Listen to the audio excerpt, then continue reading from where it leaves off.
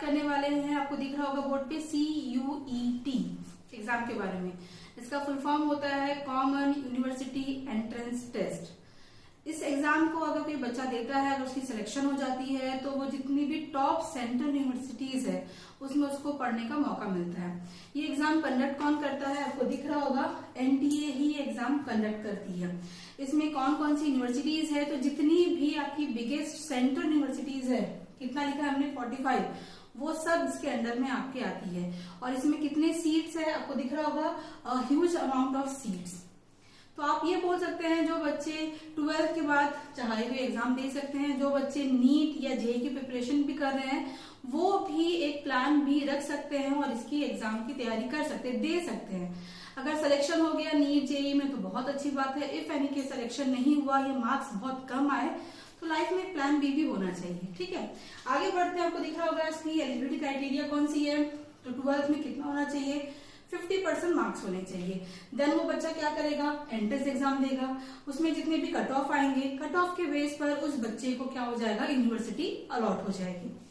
बात करते हैं सिलेबस की, तो आपको दिख रहा होगा बहुत ही इजी। जो नीट के बच्चे हैं, जो जेईई के बच्चे, जो एनसीईआरटी की तैयारी कर रहे हैं ऑलरेडी, उनको सेम वही सिलेबस मिलेगा। और पैटर्न कैसा रहेगा इसका भी, आपका MCQ पैटर्न रहने वाला है। बात करते हैं कोर्सेज के बारे में, तो बच्चा मैंने यहाँ पे बहुत ही लिमिटेड नाम कुछ लिख दी ताकि आपको थोड़ा बहुत नॉलेज हो जाए। जैसे BSc है, BTech है, BCom है, BA है, BBA है, ये सब मैंने शॉर्ट में लिखा है। बाकी अगर आप उनके साइट में जाते हैं तो आपको इसके लिए जितने भी कोर्सेज है पूरा आपको वो लिस्ट आउट हो जाएगा। मेन जो है इसका वो है इसका डेट्स। अभी इसमें बिल्कुल भी टाइम नहीं है। ये जो फॉर्म है इसके वो 9 Feb में आए थे और इनका क्लोजिंग डेट बहुत ही जल्द आने वाला है। कब है आपका वो, 12 मार्च। तो जिन बच्चों को इनके बारे में आइडिया नहीं है या नहीं जानते हैं या फॉर्म फिलअप नहीं किया है तो प्लीज जल्दी जाके फॉर्म को फिलअप कर दीजिए, टाइम ज्यादा नहीं है। ये एक डेट दिया गया है आपको, एग्जाम डेट अभी भी इसका एस्टिमेटेड है कि इसके बीच में किसी भी एक दिन में या फिर 2 दिन में ये एग्जाम कंडक्ट हो सकता है। सेंटर्स कब अलॉट हो रहे हैं इसके, सपोज आपने कोई करेक्शन मिस्टेक, कोई मिस्टेक कर दिया, उसको करेक्शन करना है सपोज अपलोडिंग के लिए पिक का या फिर डिटेल्स में, पर्सनल डिटेल में, तो उन सब के लिए भी करेक्शन विंडो आपकी ओपन होगी, वो डेट हमने लिख दी है। इसका पैटर्न कैसा है, ये है आपका CBT पैटर्न, कंप्यूटर बेस्ड होगा। बात करते हैं इसका एग्जाम पैटर्न के बारे में कि एग्जाम कैसे होने वाला है। तो इसमें 3 सेक्शन होंगे, section A, section B, section C। Section A में 2 पार्ट होंगे, 1A एंड 1B। शॉर्ट में 1A एंड 1B बोलते हैं इसको। ठीक है, 1A की बात करें, कितनी लैंग्वेज दिख रही है आपको उसमें, 13 लैंग्वेज। अब उसमें कौन कौन से आने वाला है, जैसे हमने यहाँ पे लिख दिया है all regional language, Hindi, English, Punjabi, आपका उर्दू, ऐसे जितने भी आपकी लैंग्वेज है रीजन वाइज, वो सब किस में आएंगी, 13 लैंग्वेज में 1A में आएंगी। 1B में बात करें, इसमें हमने कितना लिखा है आपका, 19 लैंग्वेज लिखा है। इन सब में क्या आएंगे, सारे आपके फॉरेन लैंग्वेज, जैसे क्या है, चाइनीज है, जापानीज है, तिब्बतियन है, फ्रेंच है, जितने भी आपके फॉरेन लैंग्वेज है वो सारे किस में आएंगे, आपके 1B में। आपको 1 एंड B दोनों को मिला के, A एंड B दोनों को मिला के एटलीस्ट 2 लैंग्वेज मैक्सिमम आपको चूज करने का मौका मिलेगा, लेना ही है आपको। सेक्शन B पे आते हैं, क्या लिखा है हमने वहां पे, डोमेन स्पेसिफिक टेस्ट या सब्जेक्ट बोलते हैं उसको।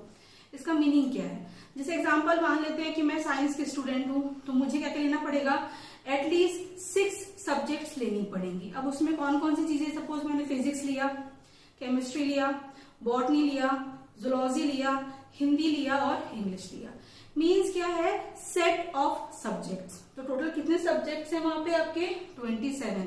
आपको मिनिमम कितना लेना पड़ेगा, उसमें से 6 सब्जेक्ट्स आपको वहां पे लेने ही है, set of subjects.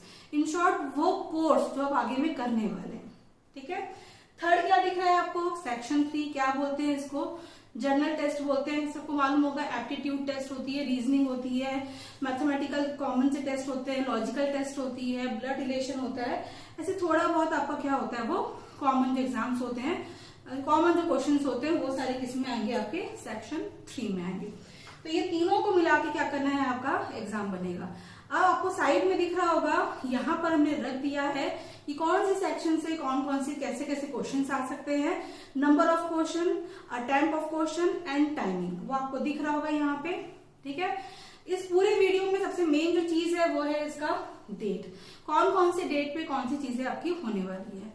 I think आपको सारी बातें समझ में आ गई होंगी। जिन बच्चों ने फॉर्म भर लिया बहुत अच्छी बात है, जिसको इसके बारे में आइडिया नहीं है वो फटाफट जाके इसको फॉर्म को भर लेंगे, और हो सके तो जो भी नीट और जेई के जो बच्चे हैं वो भी एक बार ट्रायल मोड के लिए इस फॉर्म को भर दे, ताकि लाइफ में उनका भी प्लान बी रहे। अगर सपोज प्लान ए काम नहीं किया, कम से कम ये उनका काम कर जाए।